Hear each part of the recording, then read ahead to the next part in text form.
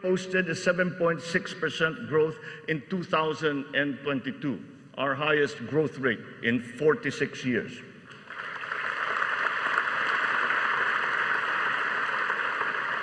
For the first quarter of this year, our growth has registered at 6.4%. It remains within our target of 6 to 7% for 2023.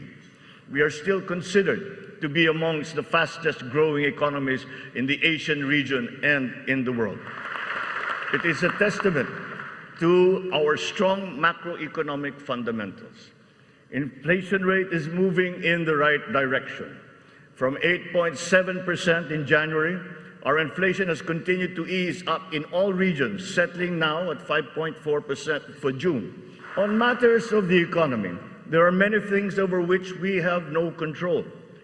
But over those where we do have control, we are doing everything we can.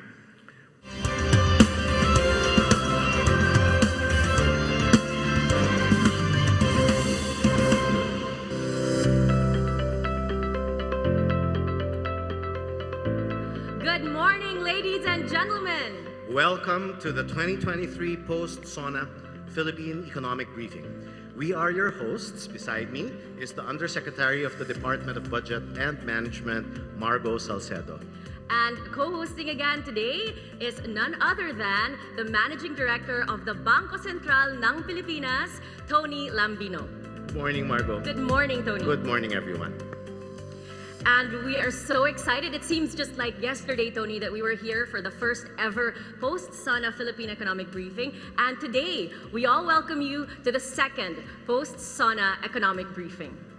This is the second Post-SONA Economic Briefing of the President Ferdinand R. Marcos Jr. administration with the theme Agenda for Prosperity, Economic Transformation Toward Inclusivity and Sustainability. Today's event will serve as a platform to elaborate on the President's economic pronouncements during yesterday's SONA. The economic team will be providing us updates on the government's commitments and accomplishments vis-a-vis the country's economic blueprint, the Philippine Development Plan 2023 to 2028. We will also be joined by representatives from the private sector and multilateral organizations who will share their views on the SONA and the country's socio-economic agenda. Before anything else, we would like to acknowledge the presence, of course, of the members of the Cabinet, the Diplomatic Corps, with Monsignor Alessio Deriu here representing Archbishop Charles Brown. And we would like to also welcome the esteemed members of the financial institutions and the financial community. So without further ado, let's kick off today's program with a message from Bangko Sentral ng Pilipinas, Governor Eli M. Remolona Jr. Colleagues in government, friends from the banking community, partners from the private sector, ladies and gentlemen, magandang araw po. It's my pleasure to welcome you all to the second post-State of the Nation address and economic briefing of President Ferdinand Marcos Jr., themed Agenda for Prosperity, Economic Transformation Toward Inclusivity and Sustainability. Our economy recovered from one of the world's longest and most stringent lockdowns to stage a remarkable recovery, one of the fastest in the region. Part of the reason behind this economic resurgence, I would say, is the strength of our banking system. Unlike in previous crises, our banks form part of the solution rather than part of the problem. This is in part due to our work in ensuring financial stability. Our challenge now is inflation. Fortunately, the BSP's inflation targeting framework has served us well in the face of unusual supply shocks. We continue to focus on our mandate of price stability and have dedicated our resources and attention in pursuit of this goal. Our models tell us that inflation will be within the target range of 2 to 4% by the fourth quarter of 2023. This is the range that we think is ideal for an economy like the Philippines when it's growing at full capacity.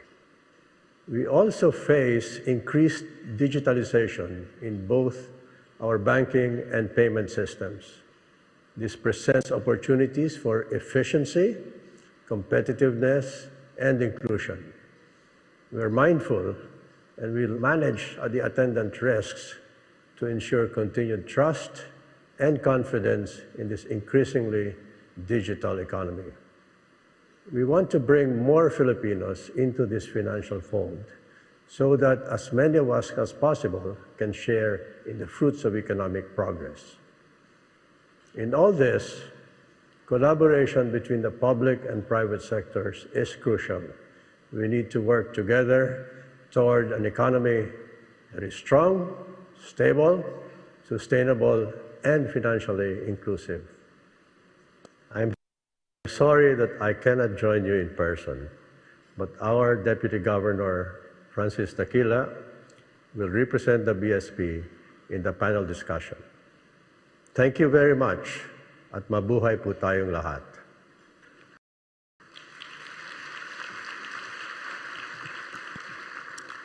Thank you, Governor Remolona. Please know that we are broadcasting live on PTV4 and live streaming on the Facebook pages of RTVM, the Presidential Communications Office, DOF, BSP, NEDA, DBM, with sign language interpretation. And we are also live streaming with simultaneous interpretation in Cebuano through the BSP Cebuano Facebook page, in Ilocano through the BSP Ilocano Facebook page, and in Filipino through the BSP's Filipino Facebook page.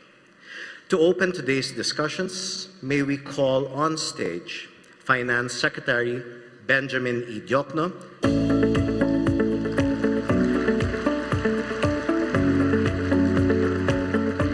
and Nomura's Managing Director and Chief Economist for Southeast Asia, Mr. Yuben Paracueles, for a fireside discussion.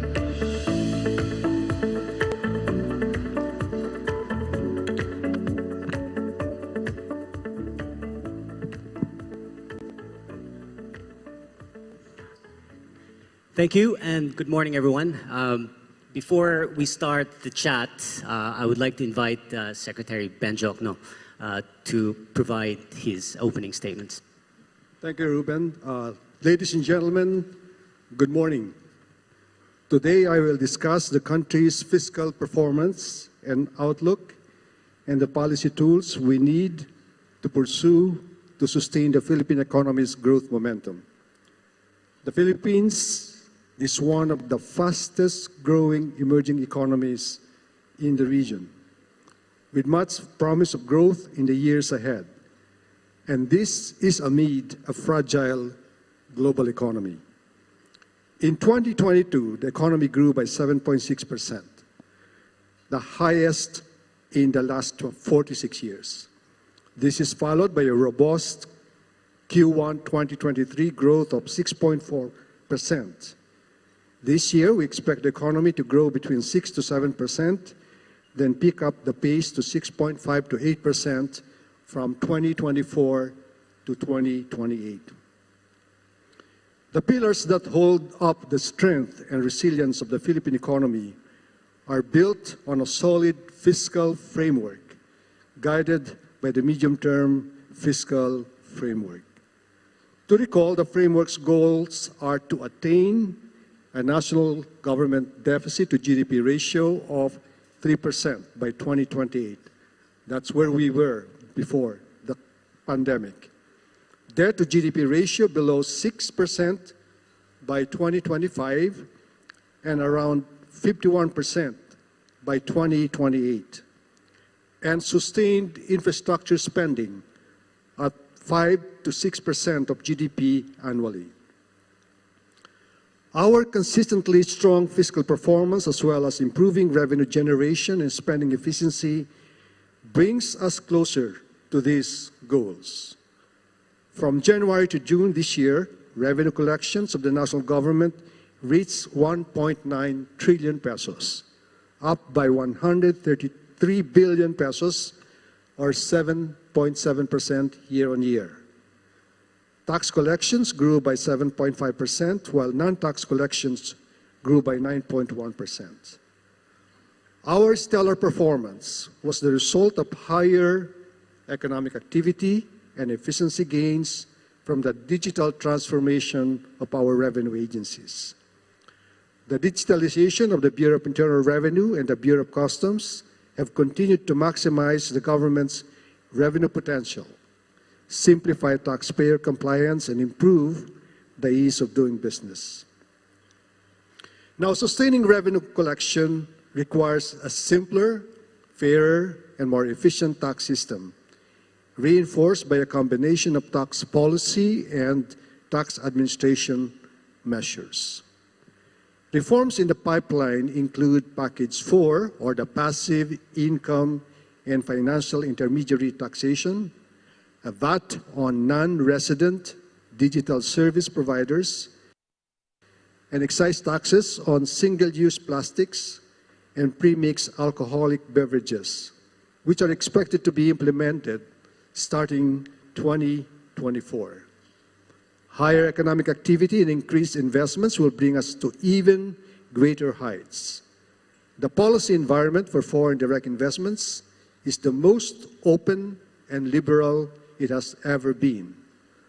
Aside from the economic liberalization measures, which have effectively opened many sectors, such as retail trade, renewable energy, toll roads, airports, telecommunications, and shipping, to 100% foreign ownership, the Philippine government is sharpening its public-private partnerships, or PPP, policy tools.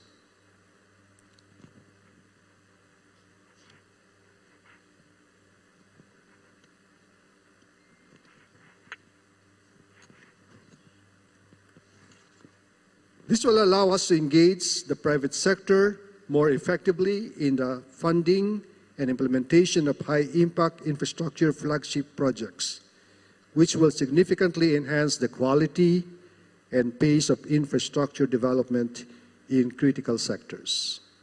Furthermore, the recently enacted Maharlika Investment Fund will serve as a vehicle for growth.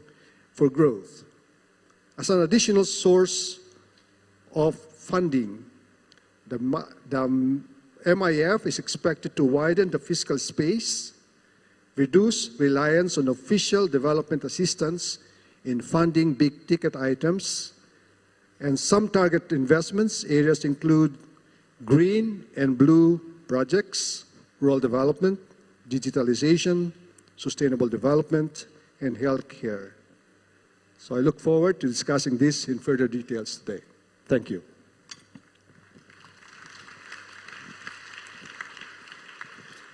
Okay, thank you very much, Secretary Jokno, and again, thanks for this opportunity to be able to discuss with you a little bit more detail, particularly the fiscal outlook, which I think is an important topic, not just for those here domestically, but also offshore investors, which I speak to a lot, being based in Singapore. So I'll start with the revenue side, so just under the MTFF. And congratulations, revenue collections have been holding up this year, 14.4% of GDP, that's pretty strong. And under the MTFF, revenues are projected to reach 17.6% of GDP by 2028 from 15.3% this year. So I think that's ambitious. How do you get there? Is there scope for more revenues to be raised on a more permanent basis? Is tax administration improvements going to be enough to get to that goal of revenues? Thank you, Ruben, for that question. You know, every president has a fixed term. It has a beginning and an end. And in the Philippines, the president has a 6-year term without re-election. So you got to do what you can do within those 6 years. That's why, as early as the first month of the Marcos Jr. administration, we designed what is called the medium-term fiscal framework. And so that's our North Star. We want to be, as you mentioned, where we want to be by 2028. Luckily, we inherited a tax system that is superior to what they inherited, the previous administration inherited from the previous one. So that said, the tax system that we inherited is a good one, but it's not a perfect one. Nothing is perfect, right? So I think for the first 3 years or 2 years, we can afford to just rely on administrative measures. But down the road, we will continue to reform the tax system, make it even better, and that's why I mentioned some measures that we intend to do. The single tax on single-use plastic, higher tax on sugary beverages, tax on MU, and these measures were also mentioned by the President, by the way, in his State of the Nation address. So on top of increasing administrative reforms plus digitalization, the President mentioned that, we have some measures that we have actually lined up. In fact, I have estimated what we can collect additionally from the new tax measures. Between 2024 and 2028, it will amount to about 1 trillion pesos. Okay, so interesting. So I think that needs to be emphasized, the sequencing. Tax administration measures at the beginning and then complemented with the measures when they get passed through Congress. Okay, so that's the revenue side. On spending, I want to ask how crucial are the reforms on pension payments of military and uniformed personnel, and when are you targeting that to be implemented? That reform on military pension is going to be a game changer, okay? And this, I said, this has been an elephant in the room. The previous administrations don't want to talk about it, recognizing it's difficult to push, but this president, having been elected with a majority of 60%, okay? This is by the way, this is the first time the Philippine president has won more than 50%, okay? Because usually we have several candidates, and you can elect a president with only 25% voters, okay, voting for the president. This president was elected by 60% of Filipino voters. And so he said, yeah, we have to address this issue once and for all, otherwise it will have a catastrophic impact in the future, right? So this military pension reform will be, as I said, game changer. It will open up a lot of fiscal space in the budget. If my numbers are right, 2024, we have allocated something like 300 billion pesos. 300 billion, that's approximately $6 billion okay, for the military pension. Now, how soon will this be implemented? I think we are pushing for this. The military pension reform is part of the top priority legislative agenda of the President, concurred in by Congress, and we expect this to be passed before the end of the year, and so it will have an impact as soon as January of next year. Okay, wow, that's soon if it's going to happen this year. Can I follow up? I know you've been doing the rounds and doing consultations with the stakeholders. What has been the feedback so far?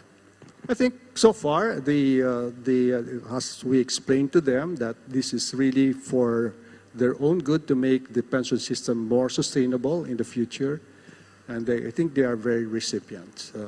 There are 3 types of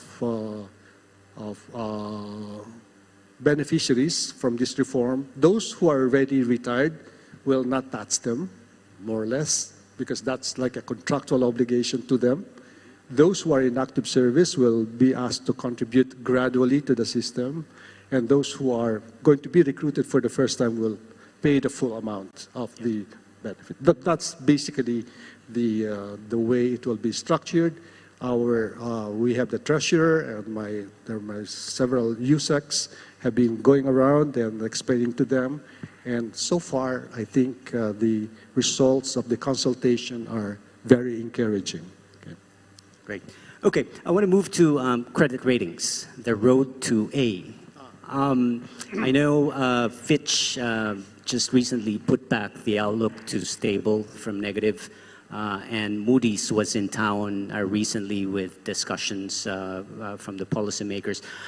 What is your sense of the likelihood that there'll be more upward pressure on the ratings?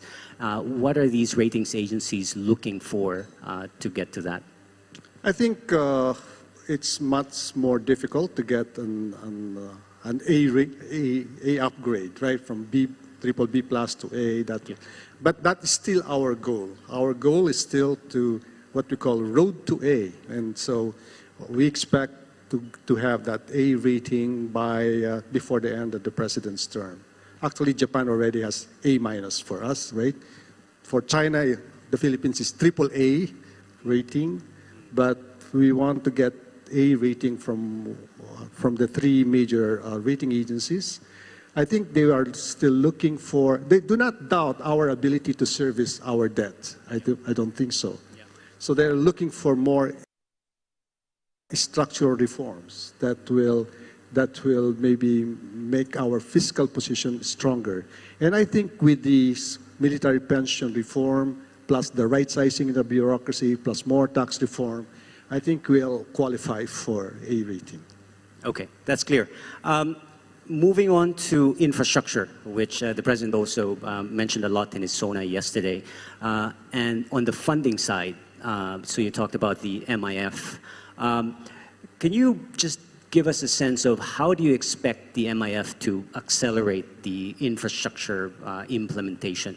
And given that it's only starting out, how soon do you realistically expect the impact to be felt? Okay, let me give you a background. Under the previous administration, I look at when I joined the previous administration, I look at our infra as a percent of GDP for the last 50 years before the Duterte administration. We were only spending something like 2%. That's why we suffer in comparison with our Asian peers, okay? So I said, we cannot sustain this. We got to increase our expenditures for infrastructure. And that brought about what I call the golden age of infrastructure. I started that. And it became build, build, build later on. So the previous administration spent something like 5 to 6%. And they delivered despite the crisis on that. And I think we should have a cycle of maybe the next, from the previous administration, the next 20 years should be, we should continue to build, okay? Now, previously, under the previous administration, when we came in, we don't have ready-to-implement projects. But, project development is kind of, takes time, right? Project ID, evaluation, detailed engineering, so forth. Luckily, this government has immediately, that's a list of ready-to-implement projects, some 194 priority projects worth 8.3 trillion pesos. We need a lot of money for that. I look at the funding source for this 8.3. About 55% will be ODA, Official Development Assistance. 10% will be through the budget, and then 30% through public-private partnership.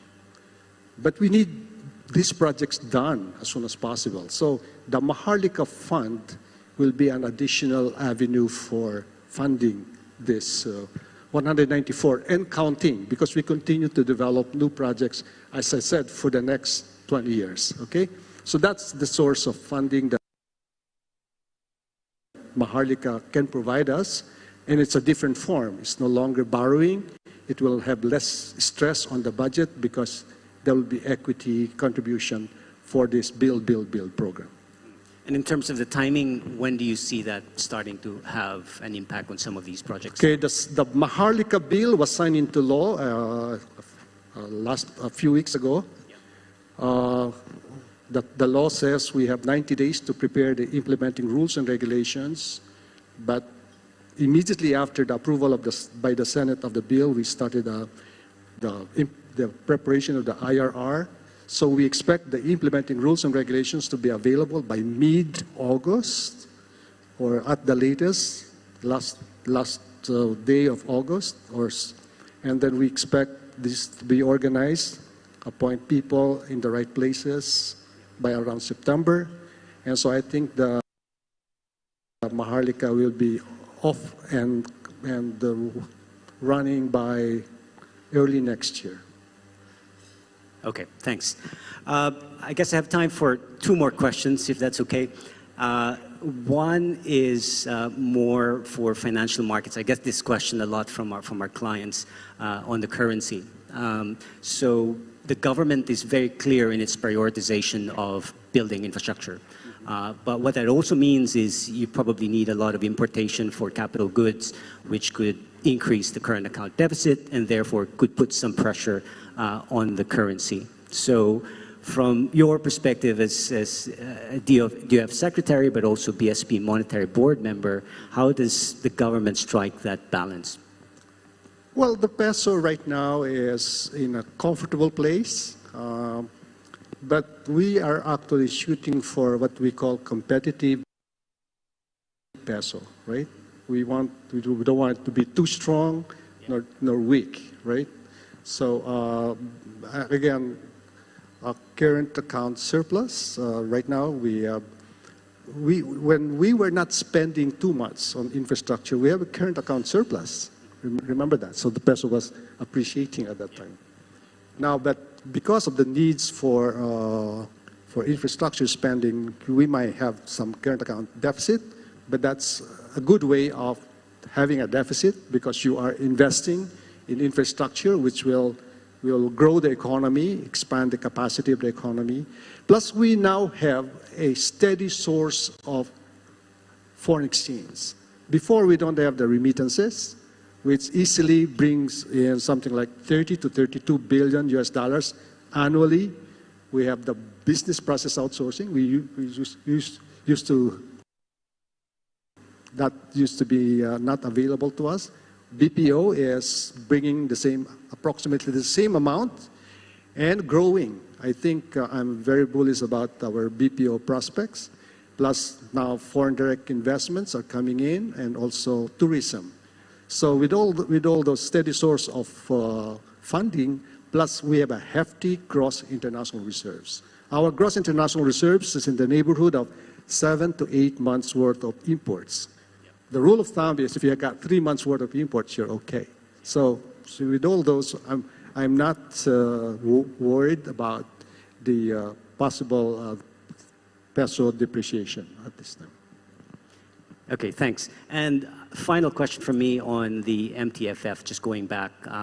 So the target is 3% of GDP fiscal deficit by 2028. How open are you to the possibility of allowing slightly higher than 3% if, for example, the economy is facing a lot of external headwinds, even though that might mean that it might be more difficult to keep debt to GDP at less than 60%?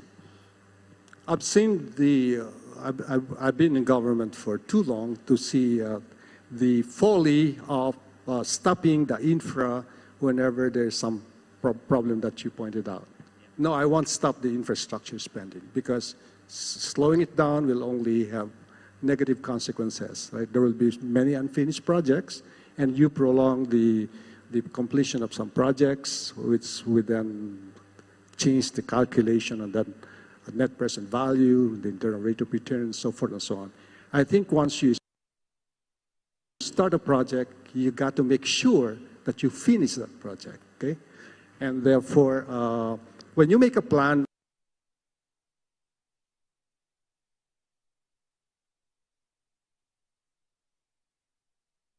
it's not going to be a straight line. There will be some adjustments along the way, and so I'm willing to maybe increase the deficit if necessary, as long as we can continue our infrastructure projects. Yeah, I guess that also means that infrastructure and better quality spending. Of course, we have to make sure that the quality of spending is retained all the way. Okay. Okay, I think that's all the time we have for this chat. Thank you very much, Secretary Jokno, for the candid answers.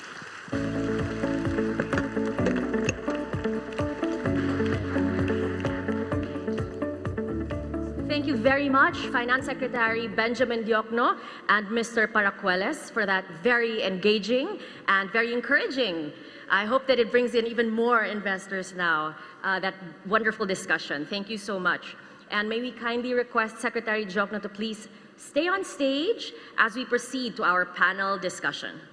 With the President's SONA yesterday and the fireside chat that just happened here in PICC, we have been provided a better sense of the administration's economic plans and priorities.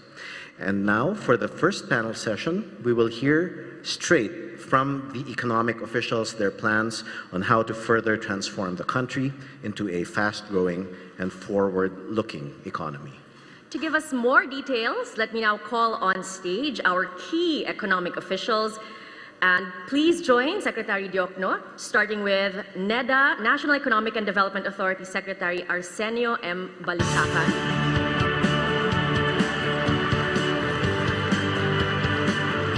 Bangko Sentral ng Pilipinas Deputy Governor Francisco G. Daquila Jr. And the Department of Budget and Management's Principal Economist, Joselito R. Basilio.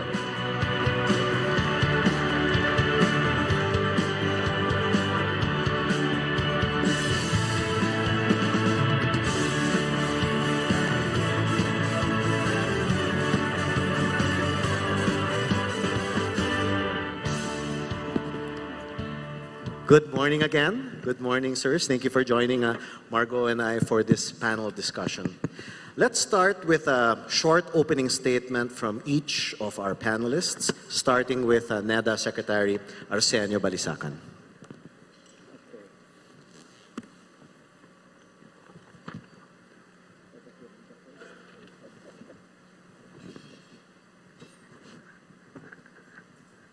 Thank you.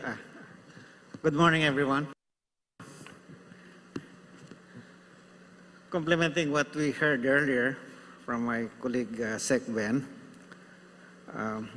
the Marcos administration wasted no time formulating a sound development blueprint and creating an enabling policy environment supporting strong economic recovery and sustained growth momentum in its first year of office. President Bongbong Marcos quickly set his 8-point socioeconomic agenda, which served as the framework for the Philippine Development Plan 2023 to 2028 and accompanying regional development plans, providing us a development strategy roadmap in the medium term. To improve our economy's competitiveness and signal our country's openness to business, the government worked to create an investment-friendly policy environment through the issuance of the implementing rules and regulations of the amended Public Service Act, the revised IRR of the Build, Operate, Transfer Law, the amended Joint Venture Guidelines of the National Economic and Development Authority, or NEDA, among others. Furthermore, following a whole-of-government and whole-of-society approach, President Marcos and his cabinet convened the NEDA board and its cabinet-level committees, the Legislative Executive Development Advisory Council, the National Innovation Council, and the other interagency committees to assess and approve 20 high-impact national and regional projects, harmonize legislative priorities, and formulate policies in line with the objectives contained in the PDP.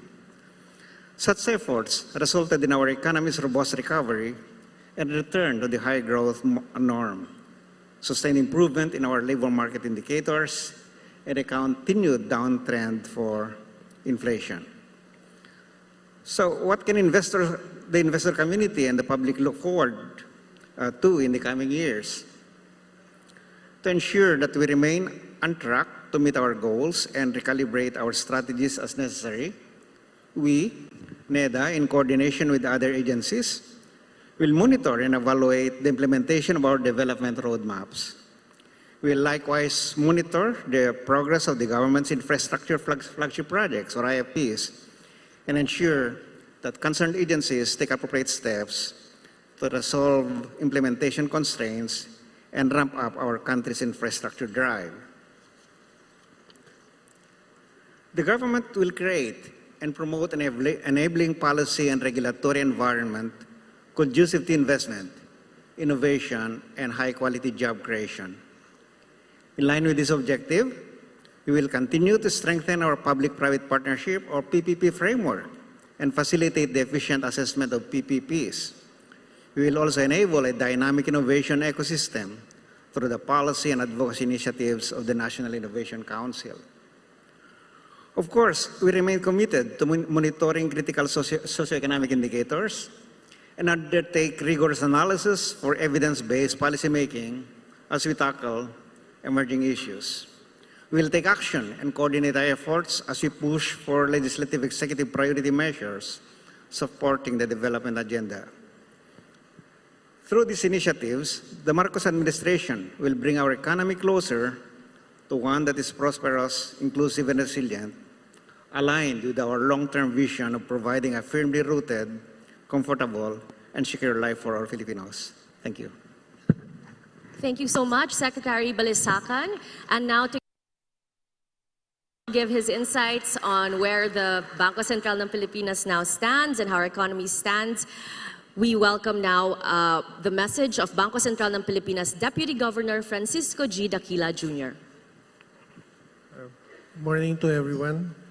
I will provide some updates on key developments on areas within the purview of the PSP. Now, let me start with our very short discussion of the dynamics of inflation. Last year, inflation spiked across the globe, mainly due to supply chain disruptions related to the pandemic, as well as to brewing geopolitical tensions, and that has not spared emerging market economies, including the Philippines. And this has prompted central banks in both advanced and emerging economies, including the Philippines, to raise policy interest rates, which consequently tightened global financial conditions. The good news is that in recent months, headline inflation has started to decline. So the latest number that we have this June is at 5.4%, significantly down from its peak at the start of the year. And this is due to easing supply-side constraints, lower global oil prices, and the policy actions undertaken by the BSP. And that is illustrated in the left panel of this chart, which shows the inflation outlook as coming from our forecasting models. And so our latest baseline forecasts indicate that inflation could average at 5.4% for this year, which is above our inflation target range, but it will go down to 2.9% for next year, as can be seen in the right panel of this chart, which is comfortably within our target range of 2 to 4%. While we expect inflation to average above the target in the first half of this year, as can be seen again in the left panel, in the June monetary policy meeting, we are seeing inflation will continue to decelerate through the third quarter of this year, and then to settle within target by Q4, barring any new unforeseen shocks, especially coming from the supply side. Thereafter, inflation is projected to decelerate quite close to the lower end of the target in the first quarter of next year, largely due to base effects and the likely deceleration in both global oil and non-oil prices. Now, in the following slide, I want to emphasize that deceleration is due also in large part to the BSP's policy response amid the price pressures and the ensuing portfolio rebalancing, which influence fluctuations in capital flows and exchange rates. As can be seen in this chart, we have actually been the most aggressive among the central banks in the region, and the BSP has raised its policy rate by a cumulative 425 basis points from May of last year until March of this year, before taking a prudent pause during the last two monetary board meetings. And we have also let the peso move in line with market fundamentals. While the sensitivity of inflation to the exchange rate has remained low, and that has happened after we shifted to inflation targeting and after we have let the market determine the broad direction of exchange rate movements. The key concern is anchoring inflation expectations. And there was a point when, during the second half of last year, when the Fed was quite aggressive in adjusting its policy rate, when it was introducing some volatility in the exchange rate. And that has been addressed by the prompt monetary policy actions of the Monetary Board. So we are confident that the policy rate adjustments, as well as the years of implementation and enforcement of the BSP's comprehensive policy tools and regulations, will not result in financial imbalances as the Philippine banking system continues to stand in a position of strength. Key banking indicators are summarized in this slide. And they would show, for example, that in the first quarter of this year, bank profits have actually grown by almost 35% year on year. Deposit growth has reflected the sustained confidence of the public with an 8.2% year-on-year growth as of end May of this year. And the non-performing loan ratio has actually gone down to 3.5%, again, as of end May. So we see this continuing the robust performance of banks, as evidenced by all of these key indicators, and that we see banks remaining well-capitalized, well-managed, and well-governed, giving us confidence that the policy rate adjustments were done without risking financial stability. Now, having said that, we will remain vigilant in monitoring international developments and their potential impact on the domestic financial system. And we want to assure that the BSP remains well-equipped to provide support to the domestic banking system against the impact of external shocks.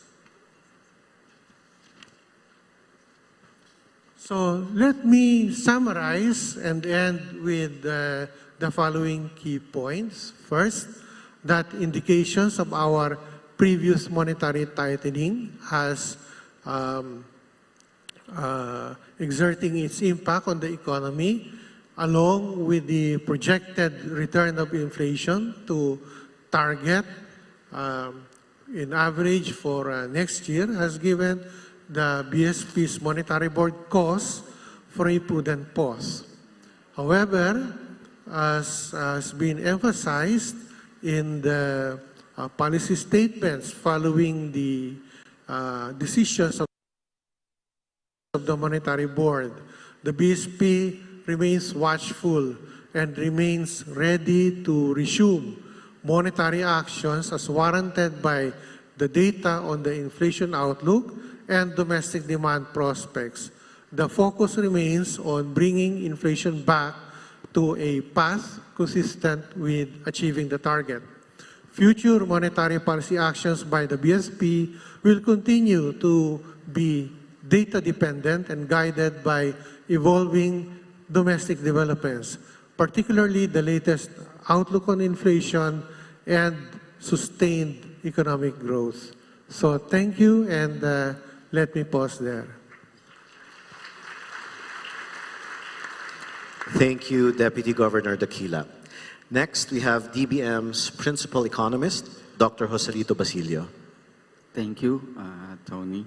On behalf of the DBM Secretary, Amena Pangandaman, good morning to our colleagues in government and to our partners in the private sector. The full year 2023 budget, the administration's first full year budget, was signed into law by President Marcos in less than 4 months last year, following its submission to Congress, making history as the fastest signed General Appropriations Act. Amounting to 5.2368 trillion, the national budget prioritizes programs under the 8-point socio-economic agenda and is anchored on the Philippine Development Plan. Determined to be an example of bureaucratic efficiency, as of June 30, 2023, the DBM has already released 90% of this national budget for the immediate implementation of these programs. We aim to sustain the country's achievements through various reforms. First, through digitalization. We have a digital transformation roadmap that will not only enhance bureaucratic efficiency, but also create a sound investment climate toward our agenda for prosperity. This year, we saw a milestone, the issuance of Executive Order Number 29, directing the full adoption of the Integrated Financial Management Information System for all government agencies. This will ensure an increased efficient delivery of quality services to the public. Second is through inclusivity. Toward this end, the Philippines has already secured a momentous win for open governance in the country with the signing of Executive Order Number 31. This one institutionalizes Philippine Open Government Partnership. This huge win puts the Philippines again in the spotlight, giving the world an example, a prime one, on how to institutionalize open governance. Third, by going green. For a resilient and sustainable economy, we have significantly increased the budget for climate change adaptation and mitigation, measures by about 60% for 2023. Through CCET, or Climate Change Expenditure Tagging, we will continue to monitor the scope and the distribution of climate action in our public expenditures. There are more, but all of these reforms will guarantee the continuity of gains from this year's priority programs and make the Philippines an ideal destination for foreign businesses and finance communities. Looking ahead, the national budget for fiscal year 2024 will continue to prioritize shovel-ready infrastructure projects, investments in human capital development, food security, and environmental sustainability. With the proposed fiscal year 2024 budget proposal already almost ready for submission, we hope to make history once again in the name of greater efficiency, accelerated transformation, and faster progress for all.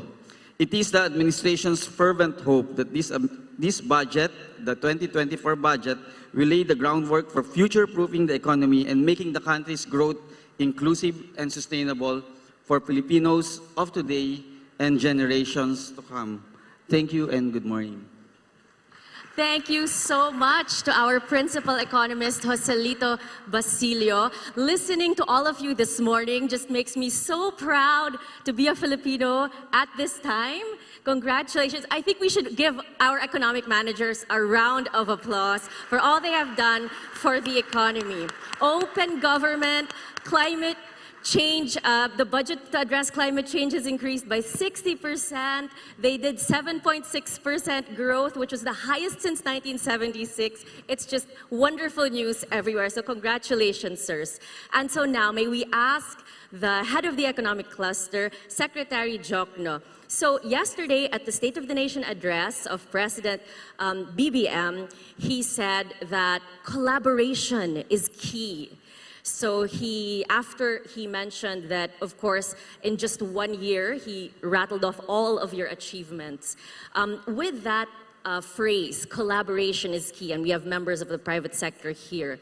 What is the government's vision of PPP, and what are the points of alignment looking forward? PPP, right?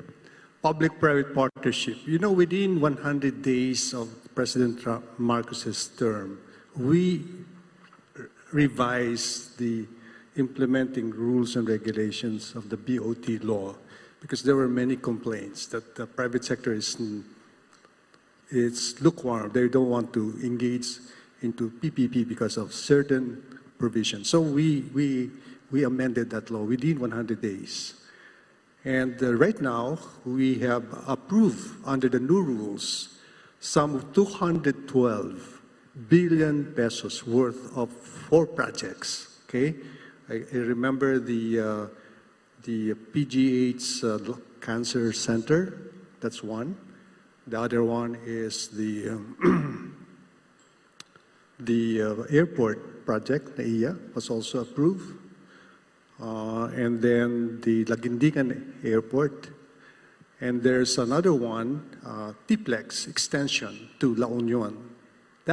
We approved those 4 projects under the new public-private partnership within, the Tiplex was approved within 10 weeks. That's a record. But the most recent one, the NAIA improvement, was approved in 6 weeks, another record. So given the new rules, I think the private sector will be encouraged to participate in public-private partnership.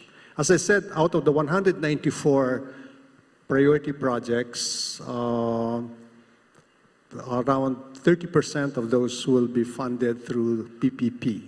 And now with the Maharlika Fund, I think that we can combine that, I think also, plus the recent amendment to the Public Service Act, that will really encourage public-private partnership in this country. Sir, just to follow up, you already mentioned the Maharlika Fund. So just to explain to everyone or those who might not yet be well acquainted with it in layman's terms, what is the Maharlika Fund, Maharlika Investment Fund?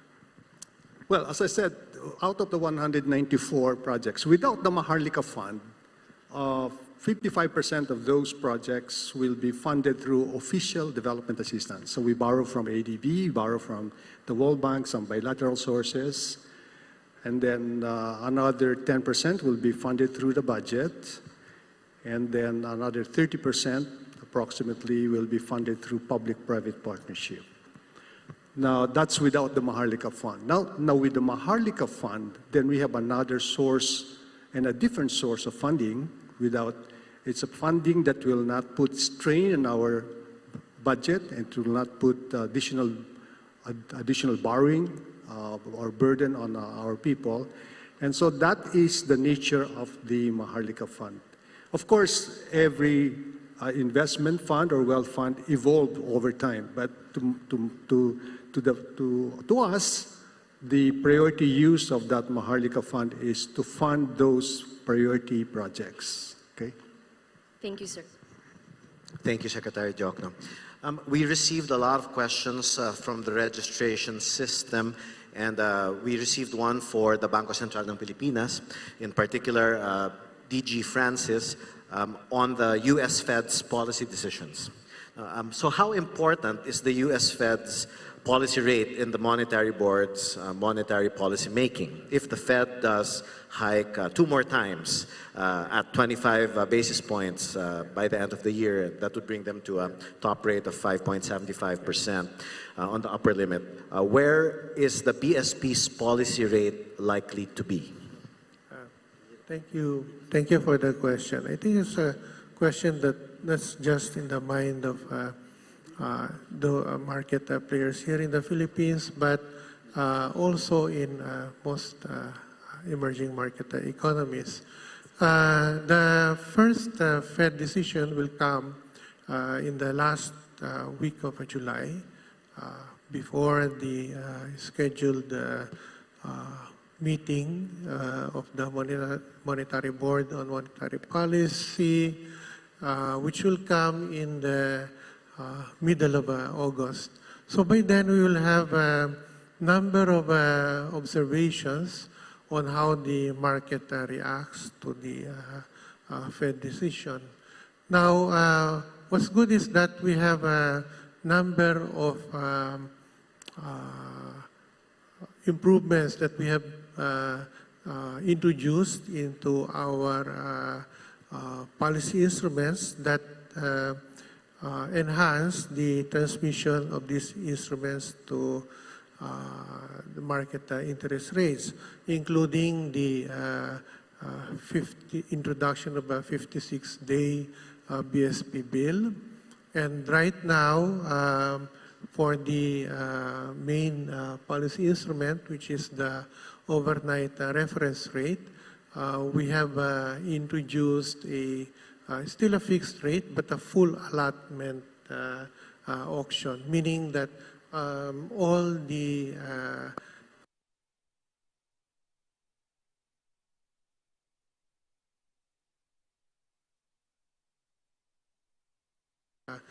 be accepted by the BSP. And pretty soon, we will be moving to variable rate auction for the RRP. And all of this will serve to manage any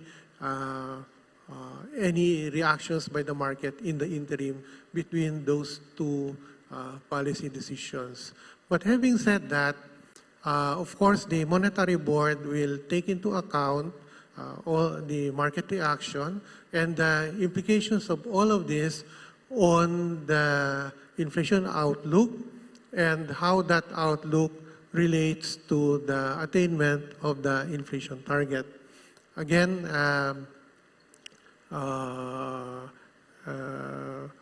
as I've said in the introductory PowerPoint, and as the board has been emphasizing in these monetary policy statements, that the BSP remains ready to act to ensure that inflation will be on a path that is consistent with achieving the target. Now, again, having said that, the environment today is very different from what we saw in the third quarter of last year, when the Fed was just beginning to undertake a series of very aggressive policy actions. And right now, the market is seeing that perhaps the Fed will do 2 more before pausing. So it's a different situation with respect to the Fed, and very importantly, it's a different situation with respect to the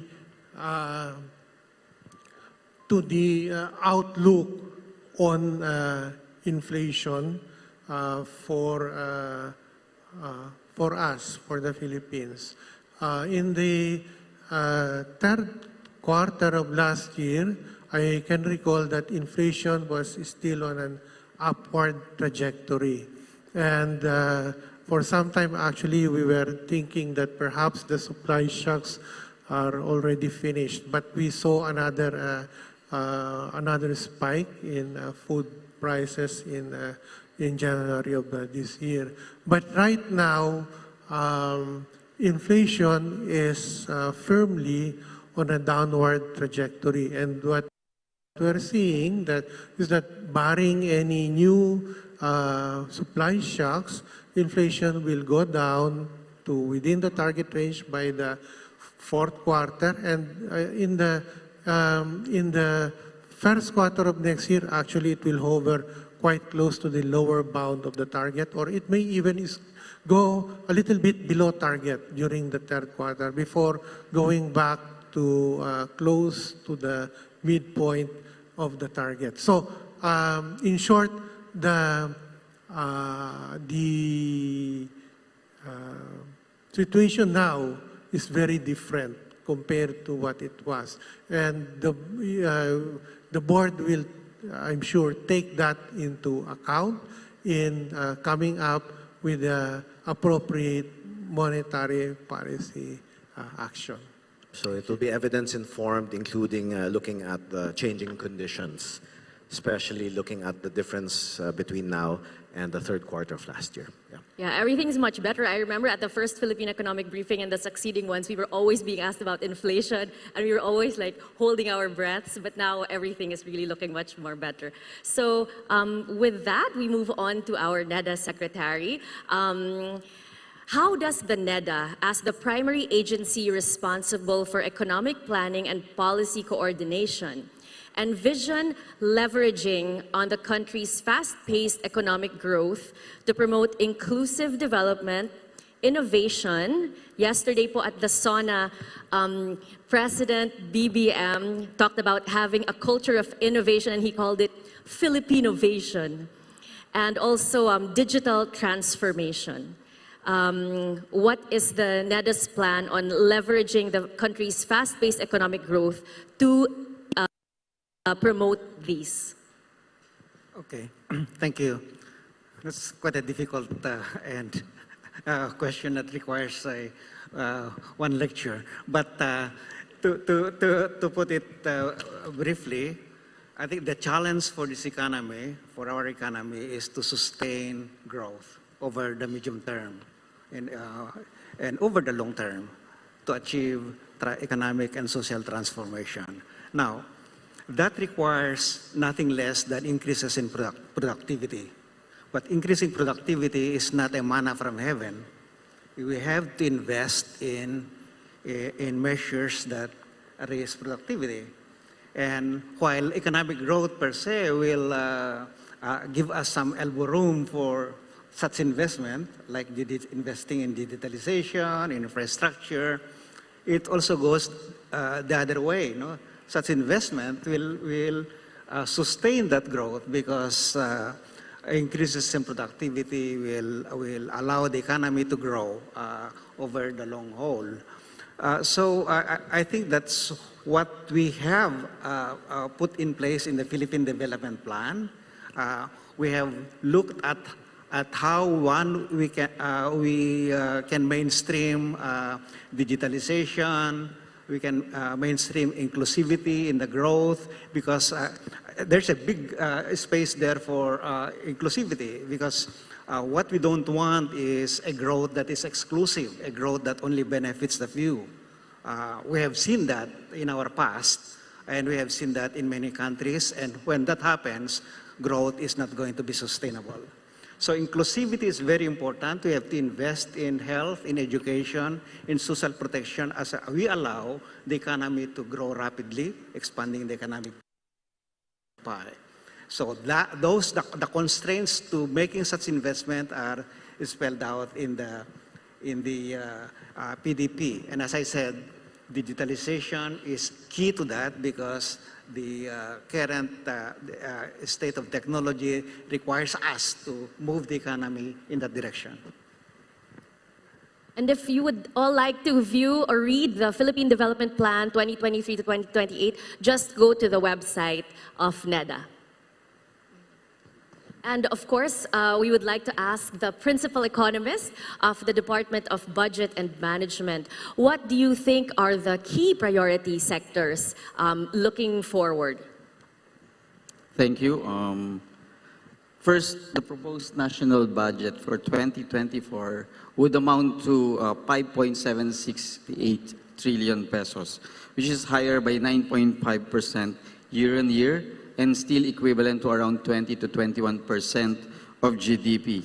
So that means we have an additional 500 billion pesos in the next year's budget when compared to this year. And what would be funded? Primary expenditure directions will continue to be anchored on the 8-point socio-economic agenda. So that means we will spend on ensuring food security. The national budget will continue to provide increased allocations for DA's banner programs on prime commodities such as rice, corn, and high-value crops and fisheries, among others.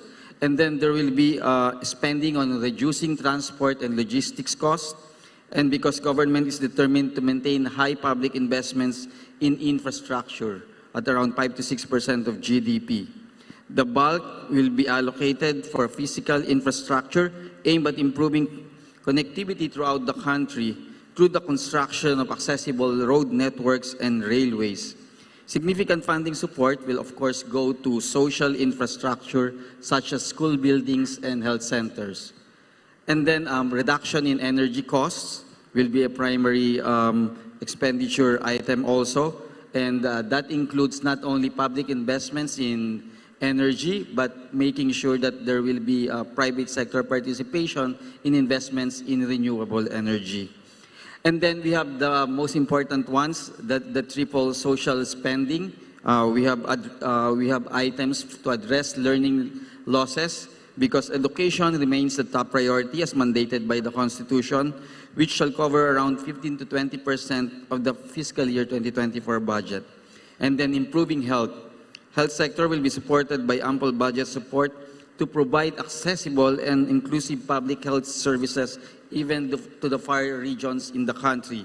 And then strengthening social protection to support or provide banner programs such as the 4PH program for housing, which is a new one, and then food stamps in addition to the previous ones. The last ones would involve improving bureaucratic efficiency and ensuring sound fiscal management. So in the budget, there are no surprises. It is as predictable and as transparent as ever. The 2024 budget will aims to walk the talk in the SONA, and we can do that because the government finances is also sound and improving, as the President has indicated in his SONA. Thank you. Thank you very much, Principal Economist Joselito Basilio of the Department of Budget and Management. We have a lot more questions, but we don't have more time for this panel. So please join me in thanking the members of the first panel. I hope the session gave everyone more insights on the administration's economic plans and priorities. Principal Economist Joselito Basilio, Deputy Governor Francis Daquila, Secretary R.C. Balisacan, Secretary Benjamin Diokno.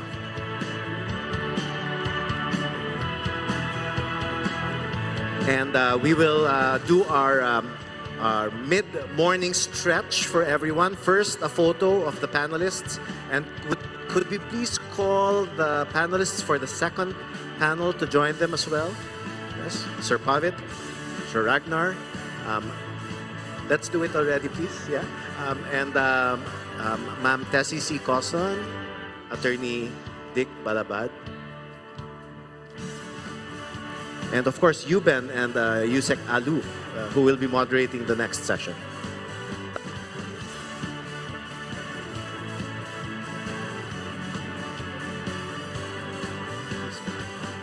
May bagong silang, may bago ng buhay, bagong bansa, bagong galaw, sa bagong lipunan. Nagbabago ang lahat,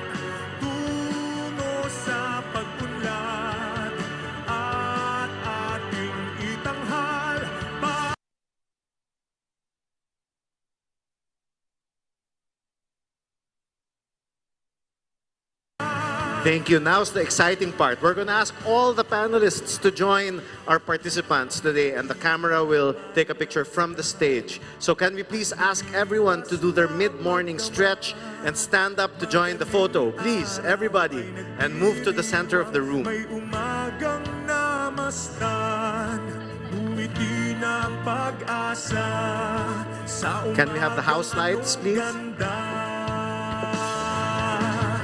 May bagong silang, may bago ng buhay, bagong bansa, bagong galaw, sa bagong lipunan.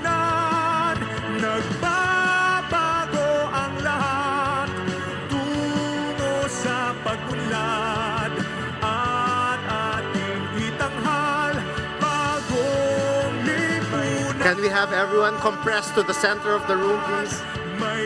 The more compressed we are, the more we will be seen by the cameras. Bagong bansa, bagong galaw, sa bagong lipunan. Nagbabago ang lahat, tungo sa pag-unlad, at ating itanghal, bagong lipunan. Okay, thank you very much. Yeah, that's it. Thank you. And please, we still have another a set. second panel. And so as we move back to our seats, and the photographers make their way down from the stage,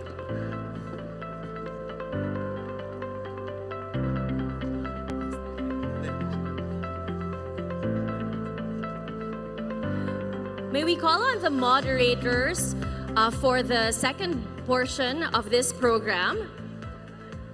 Undersecretary Alu Dorotan Tioseco, and again, Nomura's Managing Director and Chief Economist for Southeast Asia, Yuben Paracueles. And while they make their way back up the stage, we have a short video of excerpts that will introduce the topics for the second panel. Thank you.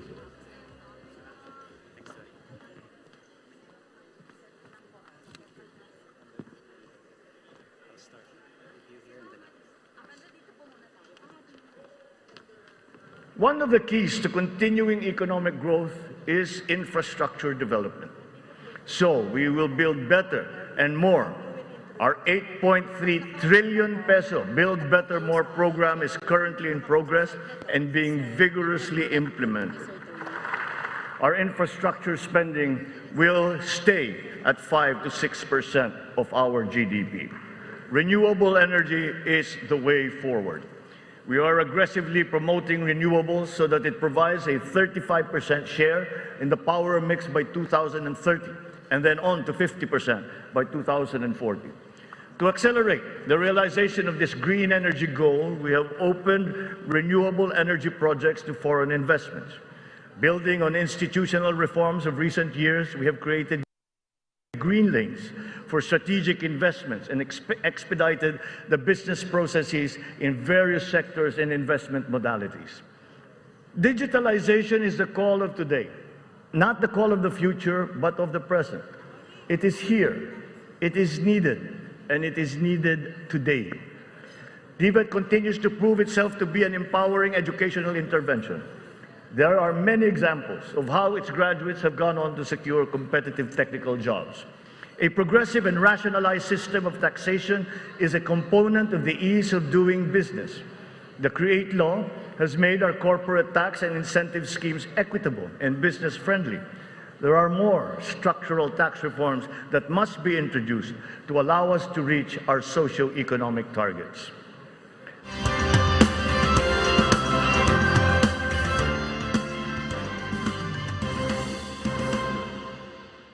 Okay, good morning again.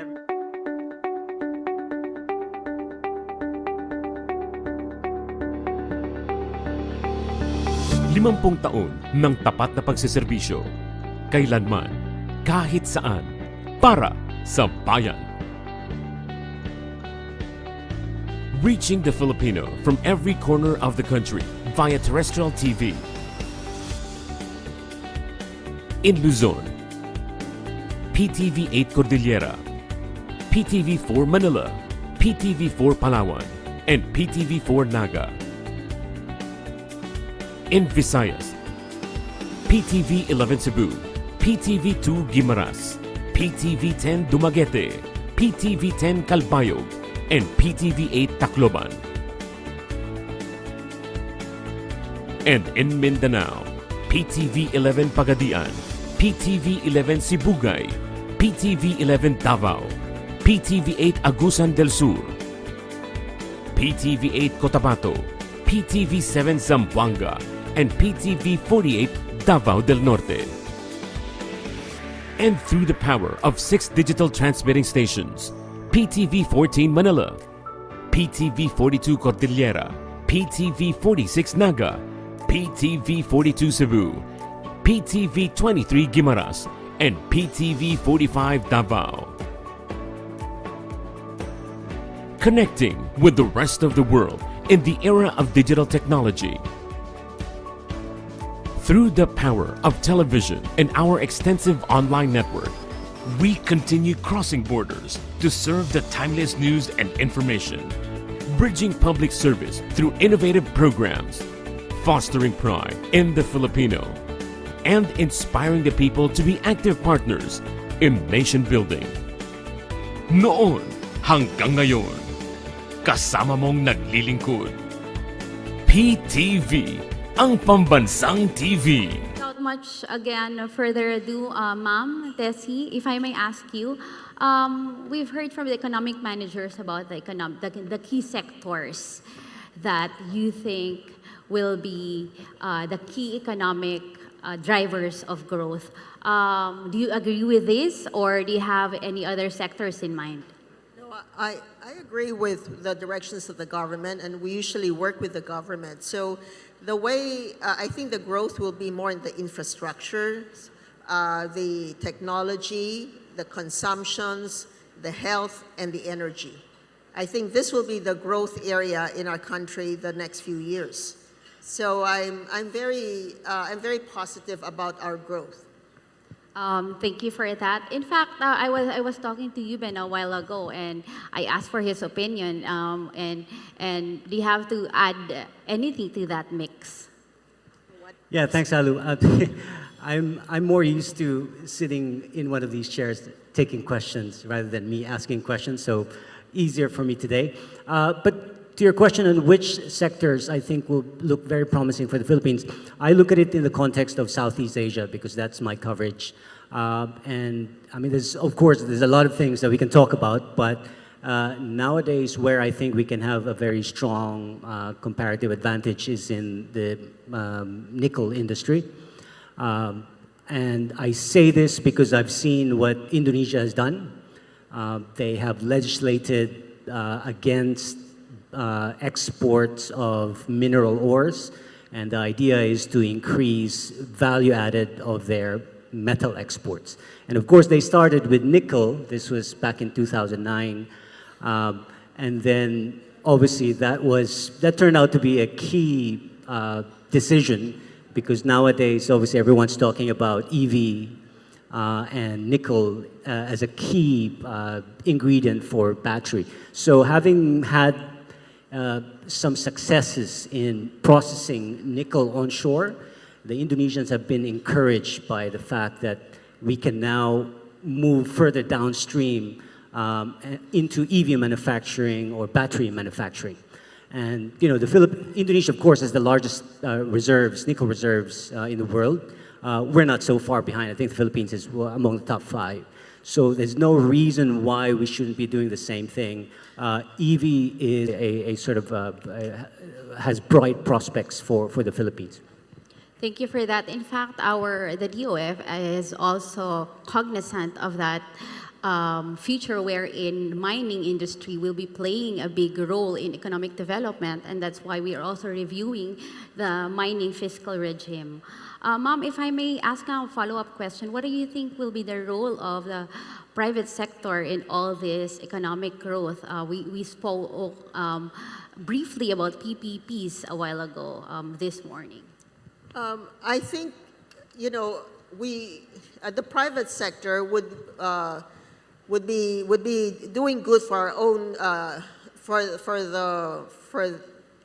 our sector. If we work with the government, I think there are the directions of the government towards some of the growth industry. And I think if we were to join the government in one way or another in those industry, it will be good for us. And for the other side on the government sector, if the LGU and the national government can collaborate more, I guess we will have more projects in progress. The good news is that actually Ma'am was able to tell me a while ago this morning that one of the bottlenecks is really the relationship with the national government and the local government. So the government now is really trying to streamline the processes between the national government and the local government unit. In fact, we are drafting, I heard that an executive order limiting the pass-on fees between the government, the local government units are actually imposing. At the same time, we're harmonizing the ordinances with the national government. And of course, in terms of the PPP projects, we are capacitating the local government on how to do and go about PPP projects. So capacity building is very Can I just add that if we can make it simple, the ordinance or the regulations of the government simple and easier for anybody who would be interested to invest in the Philippines, I think that would be a big plus. I think Philippines is always a country with a lot of potentials, except that we usually have difficulty, communicating what is our requirements. And of course, even for us, sometimes we don't know what is our requirement. So it will be good if we make it very clear, so it's easier for for investment, whether domestic or foreign investment, to come in. Yes, we do agree with that because the government has been doubling up on the efforts to have strategic investments enter the Philippines. So it has to be the effort should not just be limited on the national government, but our local governments are actually, in fact, partners in this growth. Maybe that's a best segue to ask Attorney Benedicta about, what are the other bottlenecks in terms of corporate governance and ease of doing business in the Philippines? Okay, let me just connect first to what has been discussed about the national government and LGU coordination, because this is something that has always been thrown to us, no? And in the last November, in fact, we did a survey of our members of their concerns, and number one that came up is still ease of doing business. And if you dig down further, it's ease of doing business at the local level. And that is why today we are actually coming up with an MOU. We are drafting an MOU with ARTA. I think the executive director of ARTA is here. DILG and MAP to make sure and address these concerns about ease of doing business. And I think ARTA is doing a great work on this already. And they have pilot projects and they're starting with some digitalization. And you would see that there are positive impact on ease of doing business of this digitalization project. Now, on your question about good governance, how can we help the government, etc., right? MAP has always been open to collaboration with the government when it comes to aspects as transparency, good governance, etc. And we have opened up several fora for discussions to come in. For example, we have this regular breakfast dialogue with policymakers to discuss urgent issues of the day or those that matters for business. Most of your economic team are members of MAP, to start with Secretary Ben, Secretary RC. We also have Eli Remolona. We have, who else? DTI Secretary Fred Pascual, who was a past MAP president. And of course here, we have Tessie Coson, who is in MAP. So as you can see, there is a natural linkage or connection, and there is the same meeting of the minds when we talk. So those are the issues that we are, that is actually the main goal of the Management Association, being a management organization. So to give you an example also, because sometimes we always wear our management hat when we look at issues. And I'd like to put again our management hat, because there are many, from what we learned, there are many efforts already on the ground, both from the private sector and the government. But if you look at it, and based on the latest data, they're saying that stunting is stagnating, meaning we're not improving, so what happened? So we thought that maybe MAP can go in, think about how to feel the impact of all these efforts, have one direction, coordinate them all, move to one direction until we achieve what we are doing. So that's what MAP is doing about. And the same is true with all the other advocacies that we are having, including, if I may say, this may be a little controversial, a push for the creation of the National Branding Council, so that it wouldn't be like to each its own. I think that there has to be a holistic handling, management of the country branding and the Filipino branding. Yes, thank you for those information, ma'am. We all know as part of the private sector, we are very, very happy that each of you are finding ways on how to better help the government. But just to touch on a few things on digitalization, that's really the cornerstone of governance, good governance now, because as the President mentioned yesterday, it's not just for ease of doing business, but you can also use it for graft and corruption, and for even revenue collection, and even for permits and clearances. And also for malnutrition, it's probably a good time to actually say some good news that, you know, the tax, the proceeds of the tax on the sugar, sweetened sugar beverage will actually be used for feeding, for the feeding our children, will also be for food stamps and for all other health programs of the government. How about the junk food? That one too. Thank you. Okay, thank you, ladies. Maybe shifting gears a little bit on a different sector, and I'm going to go to Ragnar. On the export sector, there's been, I think, a lot of debates and discussions and some proponents saying that policymakers in the Philippines should try and promote a more competitive exchange rate. We've heard Secretary Ben as well talk about it earlier. Do you share that view to advance the export sector and help reduce some of the external imbalances? This has been a strategy for many countries, Asian countries in the past. Do you think that strategy still works nowadays? Okay, well, thank you for that question. I think, that most of us now would accept that having a flexible exchange rate should really be the first line of defense of an economy when it's confronted by external shocks. And this flexibility is really very important to facilitate an economy's adjustment to external imbalances, including a widening of the current account deficit. And it's really essential to ensure that the export sector remains competitive.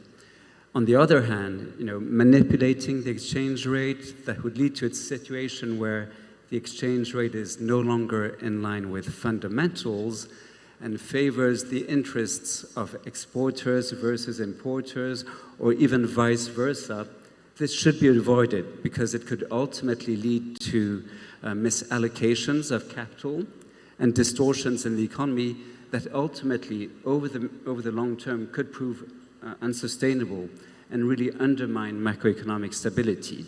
So really focusing on the flexibility of the exchange rate is key.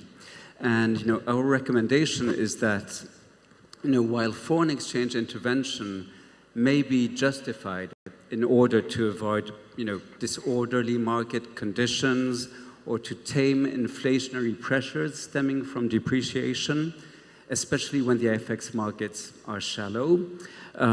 This should not be used as a mechanism to prevent warranted macroeconomic adjustments.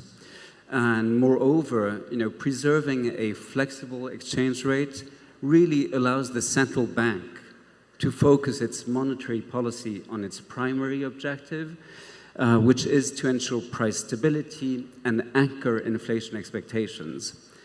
In the case of the Philippines, our assessment is that the real effective exchange rate is in line with the level implied by fundamentals and desirable policies. So it's true that we did see a widening of the current account deficit. It grew to minus 4.5%, 4.4% of GDP in 2021. It grew from 1.5% of GDP in 2021 to 4.4% of GDP in 2022. But this reflected mainly the elevated commodity prices that we were seeing, and also an increase in meeting the pent-up demand for imports coming out of the pandemic. So we did see a widening of the current account deficit that did lead to some concerns, but we do expect that in 2023 the situation will normalize. The current account deficit GDP is projected to reach 2.5% of GDP, and this is really going to be supported by a decline in commodity prices and the opening up of China's economy. So we will see an improvement in the current account position of the Philippines, and this will support really the country's exchange rate. Moreover, I would add that the tightening of monetary policy in 2022 already helped stabilize the currency, and it helped also prevent excessive capital outflows, and this contributed to macroeconomic stability. Also, and this was mentioned by Secretary Jokno earlier, a factor supporting the Philippines economy and the currency is that the country's foreign exchange reserves are substantially larger than short-term external liabilities with a maturity of 1 year or less. So really the FX position of the Philippines is a boost to the stability of the economy. But last, I would maybe say that in order to promote a stronger export sector, the focus should really be placed on boosting competitiveness, opening the economy to foreign direct investment, and promoting trade liberalization, including through regional trade integration. Also, investments that would lead to in a reduction in infrastructure or education gaps. These investments can be key to enhance productivity and really attract new investments that will help generate higher value-added exports and narrow the current account deficit over the medium term. Yeah, great points. Thanks, Ragnar. I think, again, I would point out across many countries in the region, I think the way they improve competitiveness is now via domestic reforms as opposed to using FX policy as a means to support the export sector. So great points. Let me come to Pavin. On the infrastructure sector, we know ADB has been a big supporter of that priority of the government. Could you just give us a sense of the key infrastructure projects that the ADB is currently supporting? Moreover, what is the ADB doing to support the sustainability agenda of the administration, which is again highlighted by President Marcos in his SONA? First of all, thank you. You've been a pleasure to be here from ADB to share our perspective.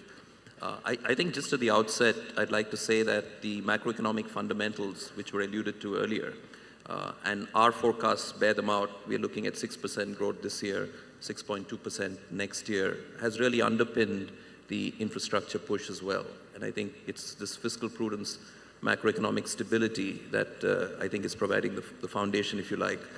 From an infrastructure side, we've had a very strong engagement, first with the Build, Build, Build program, and now with the Build Better, More program, around transport connectivity, supporting livable cities, supporting disaster resilience in critical river basins, agricultural productivity. So it's really been quite broad-based. But let me identify a few projects as you indicated. So on the push for mass mobility, and again something that was mentioned at the SONA quite strongly, and the President referred to these projects. One is the Malolos-Clark investment. So this will connect Malolos and Bulacan to the Clark Economic Zone, Clark International Airport in Luzon. And this is about 53 kilometers. Again, will have significant savings in terms of travel time, efficiencies, climate change, greenhouse gas emissions.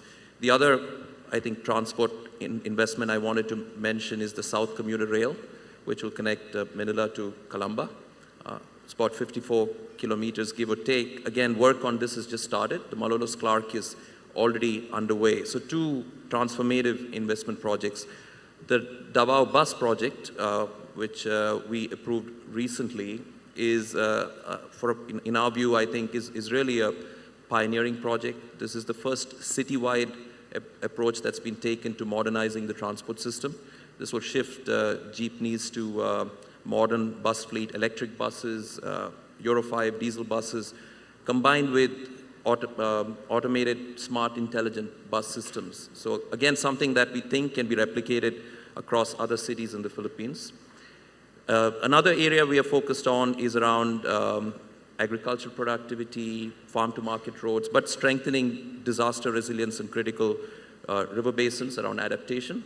We are looking at a couple of river basins in Mindanao, the Agus and the Tagum River Basin, but also in Luzon. So this is a last project that I wanted to mention. One point I wanted to talk about, Secretary Jokno mentioned in his comments, is really about ensuring preparedness and quality of projects. And this is something we've been very pleased to support through our infrastructure preparation innovation facility.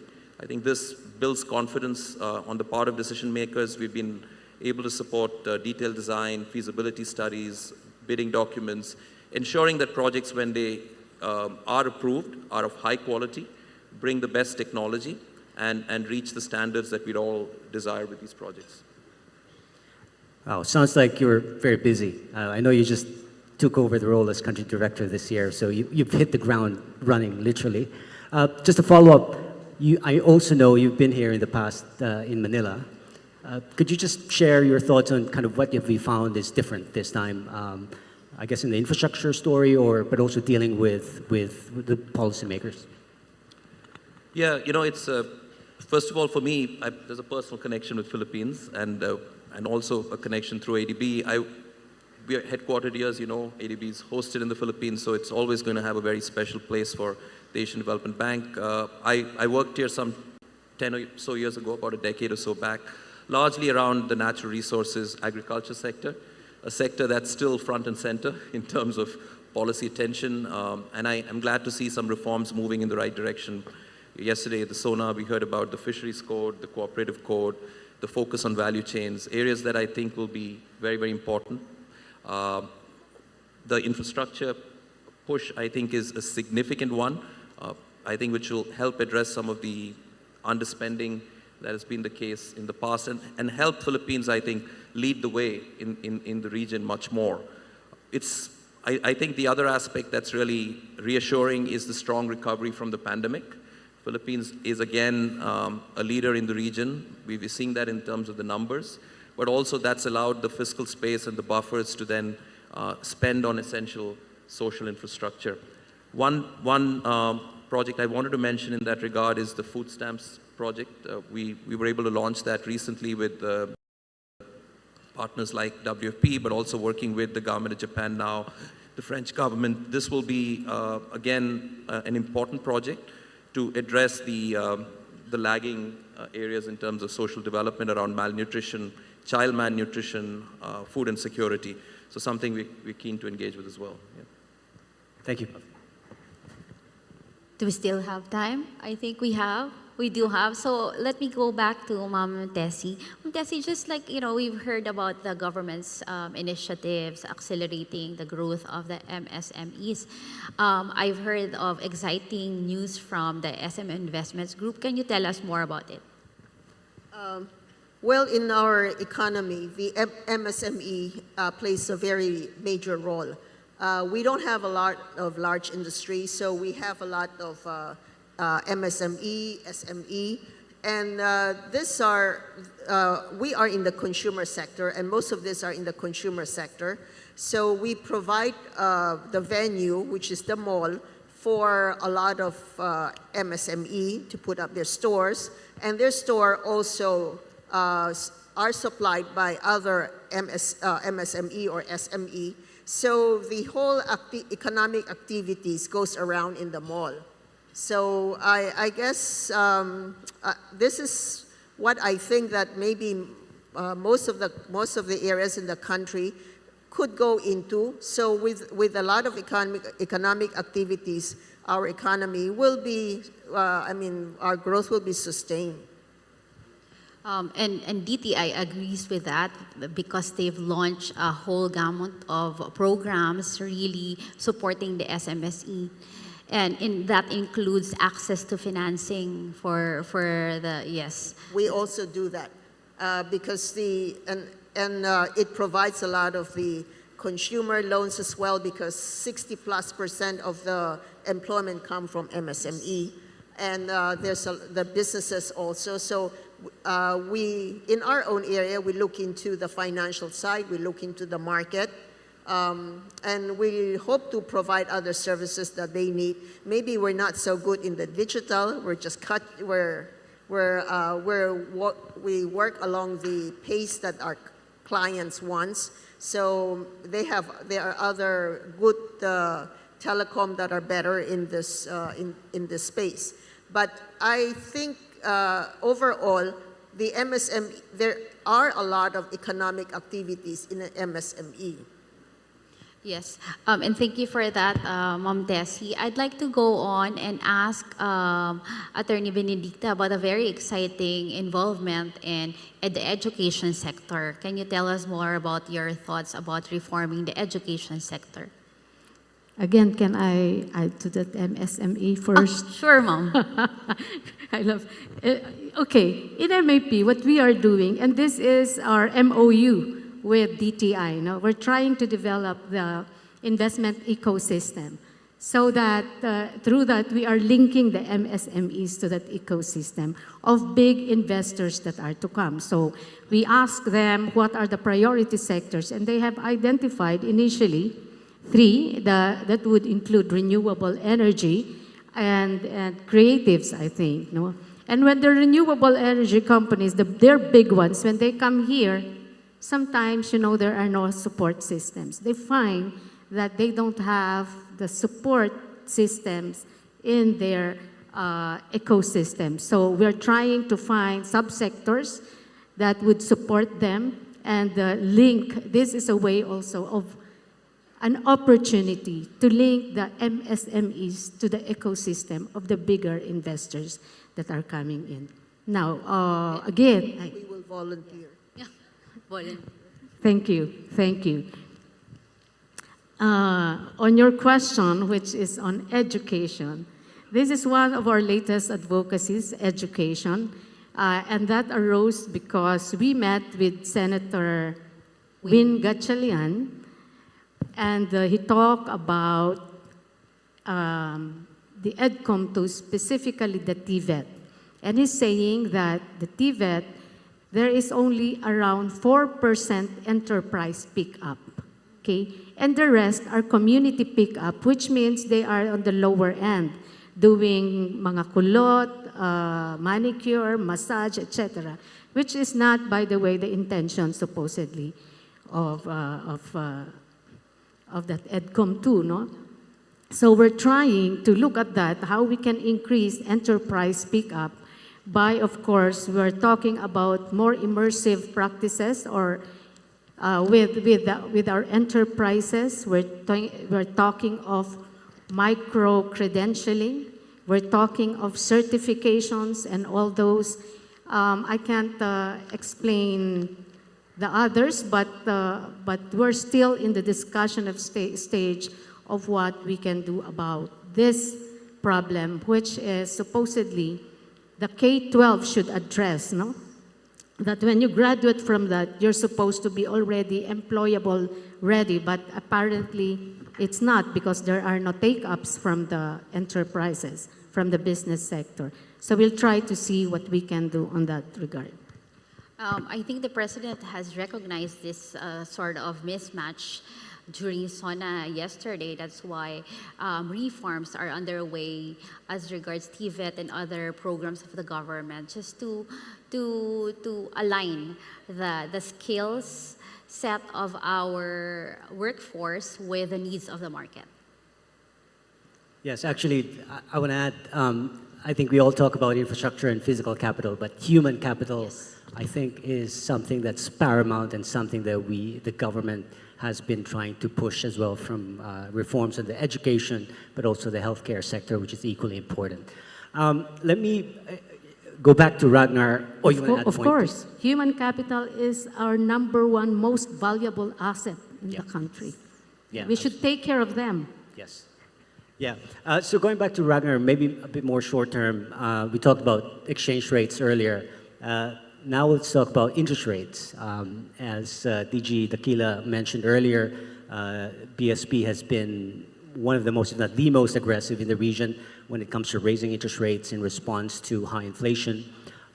Do you also see it as having scope to start reducing its policy rate? And how soon do you think that can start? Okay. Well, how soon? That's a tough question.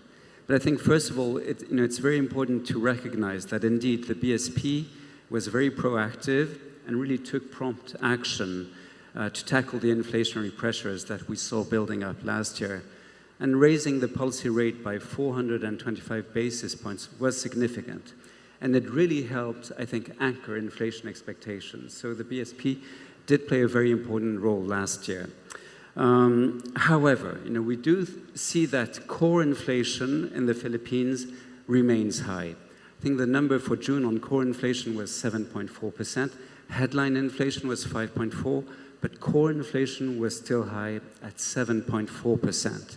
So, we believe that this higher for longer stance in the near term is still appropriate to anchor inflation expectations and really to ensure that the inflation returns to the BSP's target range of 2 to 4%.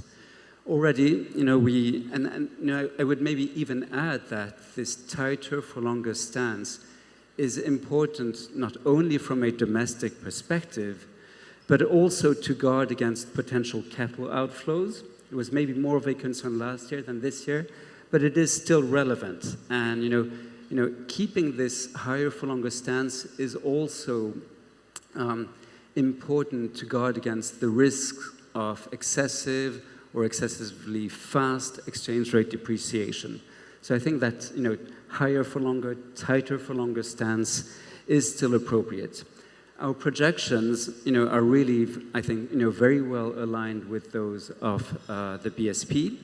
And we think that inflation will slow to about 5.5% in 2023, and then converge to the upper end of the BSP's target band by the end of the year, before continuing to gradually decline to reach about 3% for 2024.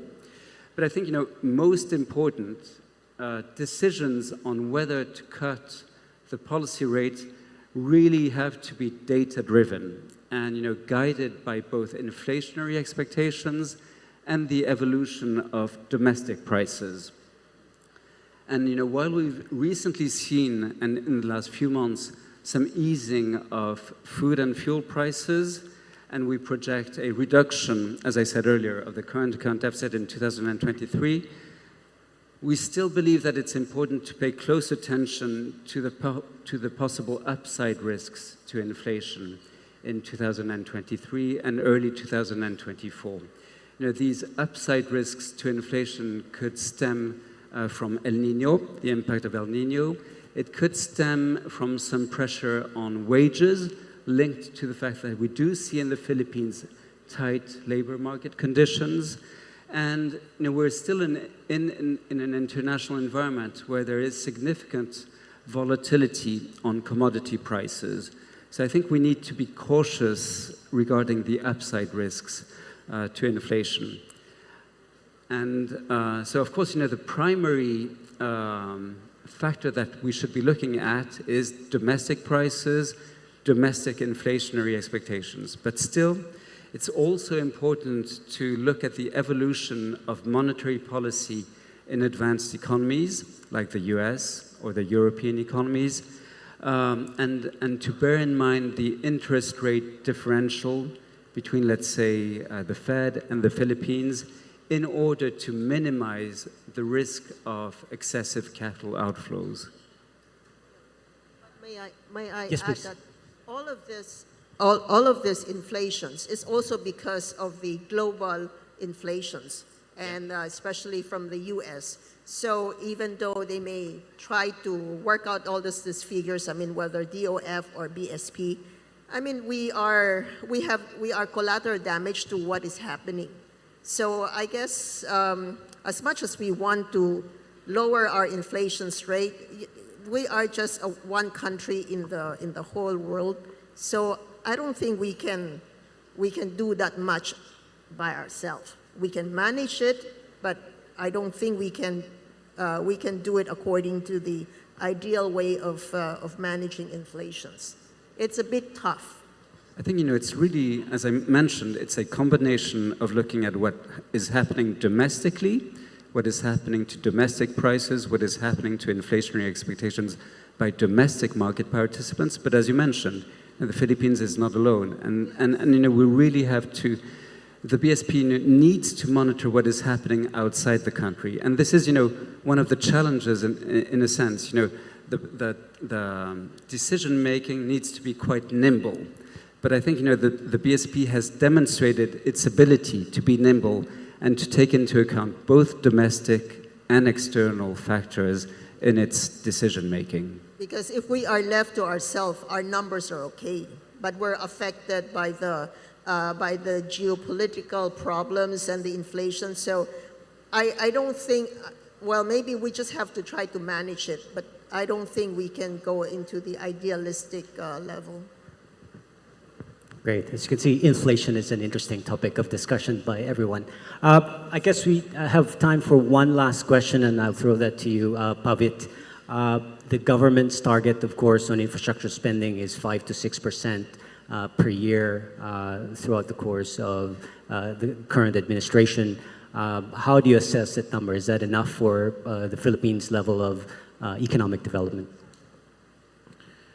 Yes, I think it's a target that's achievable, it's feasible, and we think it's desirable as well, just given some of the lagging issues from the past. In terms of the sustainability of this objective itself, I think first and foremost, I think there's been sound management, as I said, around debt and fiscal prudence. We've been engaged in terms of looking at long-term sustainable financing sources, including deepening the capital markets here, looking at tapping the contractual savings pool, among other mechanisms. The PPP modality, I think, will be very important in terms of diversifying the financing mix, attracting private sector. Here again, I think sectors like renewables, digital infrastructure, transport. For the investment projects I highlighted earlier, we already have a built-in PPP component, looking at performance-based contracts around operations and maintenance, for example. But there's also been a lot of transaction advisory service that ADB has been providing on airport infrastructure, for example, and other critical infrastructure. So PPP, I think, will be an important one. And the last one I mentioned earlier is just around ensuring that there's robust planning and quality in terms of the infrastructures when we take them through the preparatory process. I think that's something that's worth re-emphasizing again.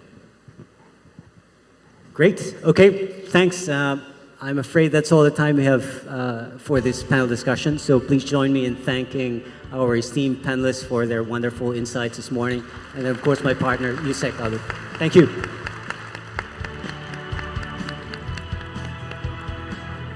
Thank you so much to our panelists for the second portion of our Post-SONA economic briefing. We have reached the end of the Post-SONA PEB and would like to acknowledge the following who have made this event possible. The organizers of the Post-SONA PEB.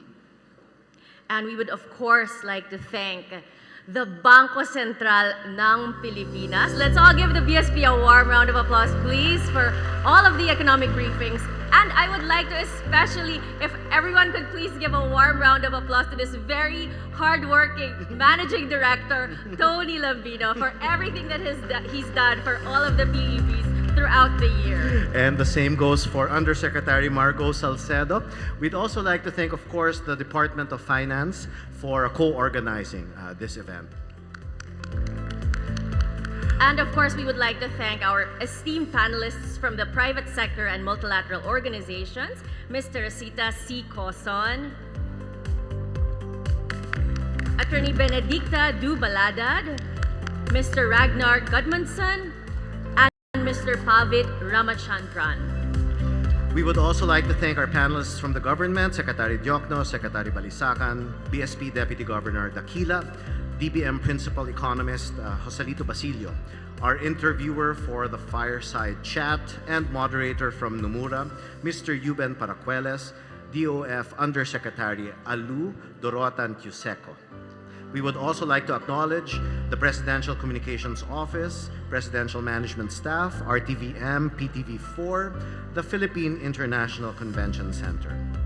And our audience, both in person and online, coming business and financial communities, the academe, civil society, members of the press, former government officials, and government line agencies. We'd just like to remind everyone that on your tables and on your badges, event badges, there are QR codes. The first one is to the slides and other presentation materials that were used in this Philippine economic briefing, as well as a second QR code for an event evaluation form. It's labeled Stakeholder Inquiry Form. So if you find the time, please do scan those QR codes and access the materials. So once again, we would like to thank everyone. And what's next, Tony? Well, lunch is served. They will be brought to your tables, the packed lunches. So please enjoy your midday meal. And of course, we would like to have no less than the President of the Republic of the Philippines to have the final word. So let's all listen to this.